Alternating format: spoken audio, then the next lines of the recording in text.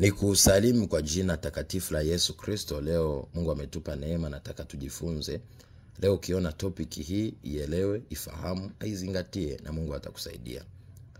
Topic ya leo nasema hivi kwamba jua wewe ndo mkombozi wa familia, ukoo wako au kizazi chako kwa muda huu. Ukiona haya 7 yanakutokea. Kumbuka kwa kila familia kuna ukombozi. Tunaona kipindi kile Gideon aliitwa kama mkombozi ili aende kuwakomboa wana wa Israeli kutoka kwa Midian. Tunaona kipindi cha Samson anaitwa. Tunaona kipindi cha Daudi, tunaona kipindi cha Daniel, tunaona kipindi cha Yusufu akawa mkombozi wa familia yao. Kwa na wewe ukiona haya, jua Mungu amekuita kama mkombozi wa familia au ukoo wako au kizazi chako au taifa lako au dunia. Kwa hiyo usipuuze. Cha kwanza, wewe ni wa kwanza kufanikisha vitu vingi kwenye familia yako au kwenye mtaa wako. Soma Mika 2:13. Labda kwenye digiri au kwenye utumishi au kwenye msaada au kwenye kuombea familia. Cha pili, wewe ndo unaona kwamba kunahitajika mabadiliko ya lazima, labda kwenye ukoo wako, kwenye familia yako, kwenye maisha yako, kwenye huduma, kwenye taifa lako au kwenye dunia au kwenye jamii yako. Nakuta una mzigo mkubwa ndani ya moyo wako wa kutaka mabadiliko chanya. Soma kitabu cha Mwanzo sura 27 mstari wa 40, Yusufu akiwa ni chachu. 3, unashangaa hakuna mtu atafanya maamuzi magumu ya kifamilia, ya kihuduma, ya kimataifa au ya kitaifa bila kutaka maelekezo kutoka kwako au wewe usike. Soma Waamuzi 11:7, soma Mwanzo 49:10. Yusufu anahitajika kwa Farao, lakini Daniel tunaona anahitajika kwa Nebukadreza, hata kwenye utawala wa Dario wa Medi na Wajemi. Lakini pia tunaona Gideon na wakina Samson wanatumika kwa namna, Daudi wanatumika kwa namna ya tofauti. Lakini kitu cha 4, wewe unachukia sana hali ya kifamilia, ya ukoo au ya taifa. Unachukia nini? Unapoona mikosi, unaona tabia mbaya, unaona laana zinaendelea, vizuizi.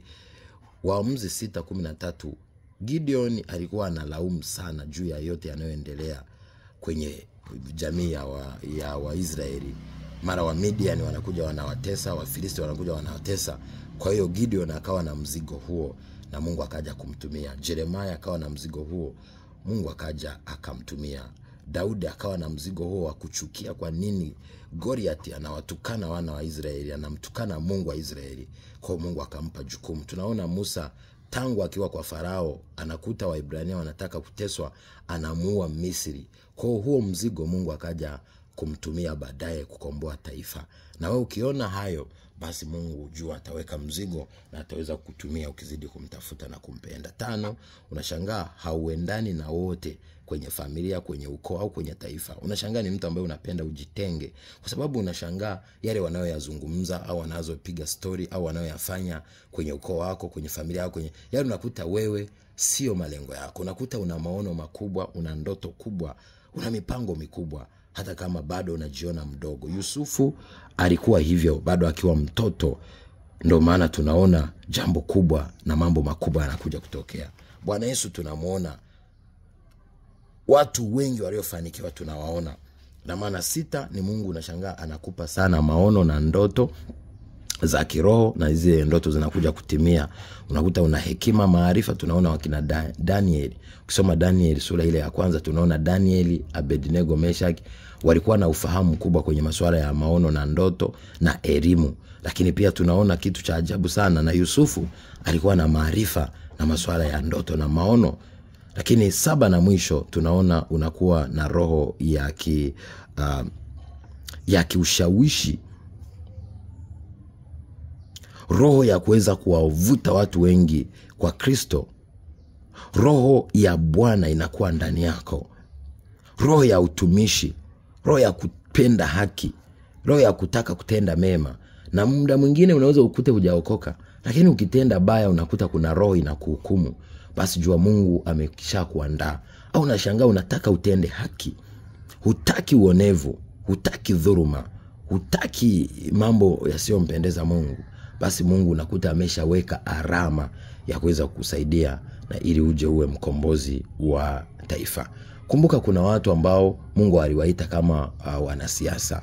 Ukikumbuka wakina Nelson Mandela, Ukikumbuka kuna wanasiasa. Kumbuka Mungu anapotuita, hatuiti tu kuja kumtumikia kama watu watakao simama madhabahuni. Hapana. Mungu anaweza kutuita kwa namna, cha msingi ni kufanya mapenzi yake. Ibrahimu hakuwa akisimama madhabahuni, lakini alikuwa mfanyabiashara wa dhahabu, wa mifugo, lakini pia na wa mambo mengi sana. Tunamwona Ayubu, hakuwa mtumishi wa kusimama madhabahuni, lakini yeye alikuwa ni mfanyabiashara mkubwa. Yusufu tunaona alikuwa mtawala, Daniel alikuwa mtawala, lakini mcha Mungu. Kwa hiyo Mungu anatuita kwa namna tofauti tofauti, si mpaka kwamba sote tuwe watumishi wa kusimama madhabahuni. Kwa hiyo kwa nafasi uliopo, timiza mzigo wa Mungu. Kama ni kiongozi, tenda haki. Ndio maana kipindi kile Yohana alipoanza kubatiza kwenye kitabu cha Luka na kwenye kitabu cha Marko na Mathayo, pale alikuwa anawaambia watoza ushuru wanakuja, wafanyakazi labda maaskari wanakuja, anawaambia kwamba wewe kama ni askari, toshewa na mshahara wako, tenda haki na usiwahukumu watu wasio na makosa.